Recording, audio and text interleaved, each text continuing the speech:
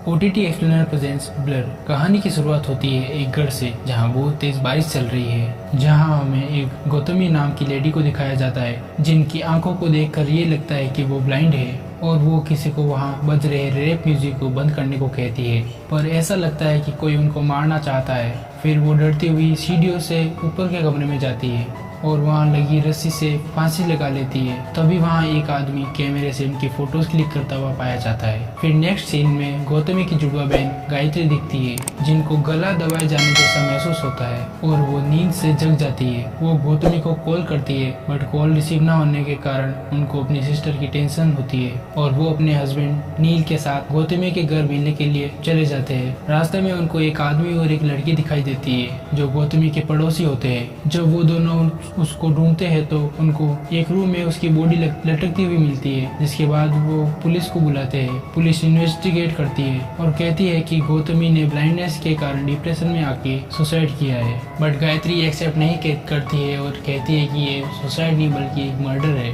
फिर inspector postmortem report के लिए बॉडी को लेके जाते हैं। अगले सीन में जब गायत्री घर में रखे हुए स्पीकर्स को चेक करती है तो वो देखती है कि उसमें रैप म्यूजिक सेट हो रखा होता है, जिससे उसको और यकीन होता है कि गौतमी के साथ रात में कोई और भी था, क्योंकि गौतमी को रैप म्यूजिक बिल्कुल भी पसंद नहीं था। फिर रात को जब लाइट चली जाती है तो उसका हस्बैंड नील कार से टॉर्च लेने के लिए जाता है। तभी गायत्री को किसी को अपने पास होने का महसूस होता है पर उसको कुछ दिखाई नहीं देता और वो बेहोश हो जाती है। अगले दिन पुलिस पोस्टमार्टम रिपोर्ट लेके आती है जो नॉर्मल रिपोर्ट होती है, इसलिए इंस्पेक्टर केस को क्लोज करने का बोलता है, बट गायत्री अपनी जिद पर रहती है और कहती है कि उसके साथ उस रात को जरूर कोई था। इंस्पेक्टर बोलता है कि उसने पड़ोसी मिस्टर सोलंकी से पूछा और उन्होंने कहा कि उस रात गौतमी को उन्होंने घर पर अकेले देखा। फिर गायत्री मिसेस सोलंकी से मिलने उनके घर पर जाती है, जहां उनको मिसेस सोलंकी बताती है कि काफी बातें किया करती थी मुझसे, पर जब उसके नए दोस्त बनने लगे तब मेरी उससे बात कम होने लगी।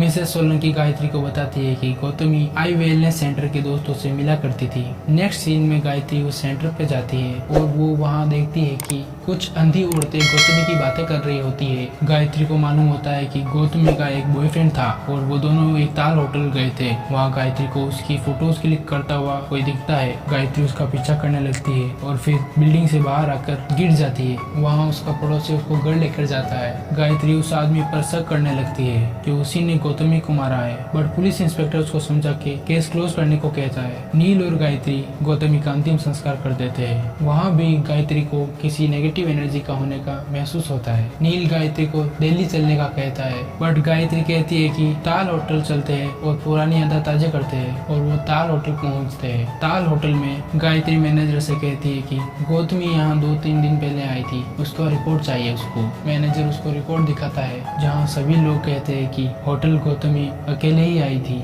जब वो डिनर कर रहे होते हैं तभी वहाँ एक वेटर आता है जहाँ उनको ये मालूम होता है कि गौतमी का ऑपरेशन हो चुका था, जो गायत्री के हस्बैंड नील को पहले से ही मालूम था और ये बात उसने गायत्री से छिपाई थी। वहाँ ये भी मालूम होता है कि गायत्री की आंखों की रोशनी भी कम हो रही है और उसको भी ऑपरेशन की जरूरत है। अगली मॉर्निंग होटल का एक नौकर गायत्री को उसकी बहन का एक की चेन देता है और उसके बॉयफ्रेंड के बारे में जानकारी के लिए वो उसको सीसीटीवी फुटेज चेक करने को कहता है, पर उसका हस्बैंड गायत्री की बातों से परेशान हो चुका था और वो कहता है कि वो उसको आखिरी बार फुटेज लाके देगा, फिर वो ये केस क्लोज करवा देगी। जब वो कंट्रोल रूम में जाती है तो वहाँ लाइट चली जाती है और जिस डीवीडी में फुटेज कॉपी हो रही थी वो डीवीडी एक आदमी वहाँ से लेके चला जाता है। फिर गायत्री को अपने हस्बैंड के लिए टेंशन होने लगती है और वो पुलिस को कंप्लेंट करती है कि उसके हस्बैंड को जल्द से जल्द ढूंढे। गौतमी मर्डर के केस के लिए वो पुलिस को नौकर के पास मिलने के लिए लेके जाती है, बट वहाँ उस नौकर को करंट से क्रिमिनल ने मार दिया होता है। पुलिस के कहने पर वो अपने घर पर जाती है जहाँ उसको नील की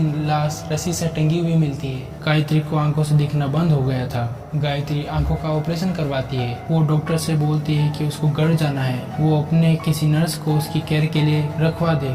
गायत्री को मेडिकल स्टाफ घर ले जाते हैं। वहाँ पर वो मेल नर्स को देखकर घबरा जाती है, पर धीरे धीरे दीपक जब उसकी केयर करने लगता है तो वो उसके साथ कंफर्टेबल हो जाती है। एक दिन वो नशे की हालत में दीपक को किस कर देती है और दीपक नाराज होकर चला जाता है। उस रात गायत्री को एक बार फिर किसी के अपने पास होने की आशंका होती है। वो दौड़कर घर से बाहर आ जाती है जहाँ उसको अपना पड़ोसी मिलता है। और वो उसकी सिचुएशन का फ़ायदा उठाने की कोशिश करता है। वो पड़ोसी गायत्री को अपने घर लेके जाता है और फिर वहाँ गायत्री को वो की मिलती है जो होटल के नौकर ने उसको दी थी। ये देखकर गायत्री डर जाती है कि वो चाबी जो उसके पास थी वो इसके घर पर कैसे पहुंची और वहाँ से भाग निकलती है। वो दीपक को कॉल लगाती है और कहती है कि उसकी जान खतरे में है, उसको उसकी मदद चाहिए।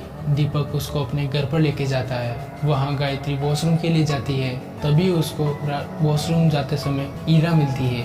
ईरा गौतमी की पड़ोसी थी। वो गायत्री को बताती है कि उसकी जान खतरे में है। ईरा कहती है गौतमी को मारने वाला और कोई नहीं बल्कि तुम्हारा मेल नर्स है। ये सुन के गायत्री एक बार फिर और भी ज्यादा डर जाती है। तभी वहाँ दीपक आ जाता है। वो गायत्री को मेडिसिन लेने को कहता है, जो मेडिसिन नहीं बल्कि इंसान को साइको करने वाली गोलियां थी। गायत्री मेडिसिन मुंह में ले लेती है और वॉशरूम में चली जाती है। वहाँ जाके वो मेडिसिन को थूक देती है। ईरा एक बार फिर वॉशरूम में गायत्री को मिलती है। ईरा गायत्री को आंखों से पट्टी खोलने को बोलती है। गायत्री वहाँ से भागने के रास्ते ढूंढने लगती है। फिर वो एक कमरे में जा पहुँचती है जहाँ गौतमी की नील की और उसकी तस्वीरें दीवार पर लगी होती है। ये देखने के बाद वो वहाँ से निकलती है। तभी उसको ईरा की लाश दिखाई देती है। फिर वहाँ दीपक आ जाता है। दीपक के हाथों में चाकू होता है और वो कहता है कि तुमने आंखों से पट्टी क्यों हटाई। गायत्री दीपक के सामने कुछ ना दिखने का नाटक करती है और कहती है कि उसको